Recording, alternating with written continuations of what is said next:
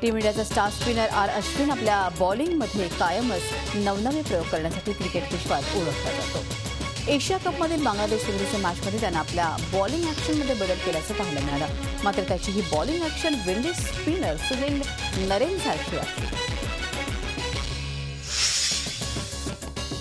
2017 मध्ये FIFA under-17 world cup भारतामध्ये होणार आहे। यासाठी फिफा भारतीय स्टेडियमची तयारी कितपत झाली आहे याची पाहणी करण्यासाठी भारतीय दौऱ्यावर आहेत।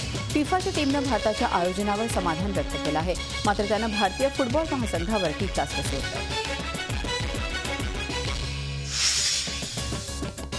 इरफान पठाणनं टीम इंडियामध्ये किती वेळा कमबॅक केला आहे हे मोजणं आता खुद्द इरफाननंच बंद केलं असेल। दरम्यान आपण पूर्णपणे फिट आहोत आणि टीम इंडियामध्ये पुन्हा कमबॅक करण्यासाठी सज्ज असल्याचं इरफान पठाणनं म्हटलं आहे।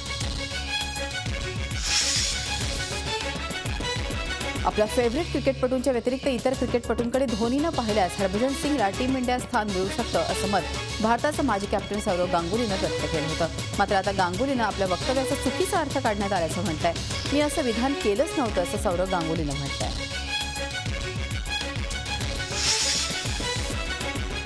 भारतीय टेनिस स्टार सोमदेव बर्मनला दुबई ओपनच्या दुसऱ्याच राऊंडमध्ये आपला गाठा गुंडाळावा लागलाय।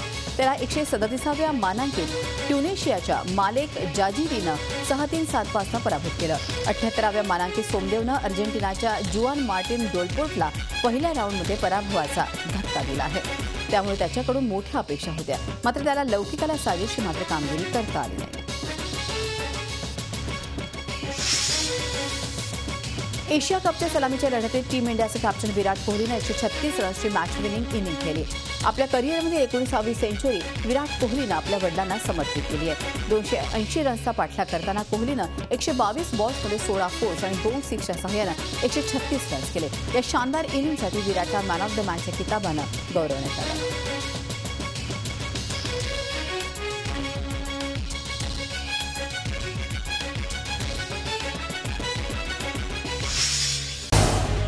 झी 24 तास रहा एक पाऊल पुढे।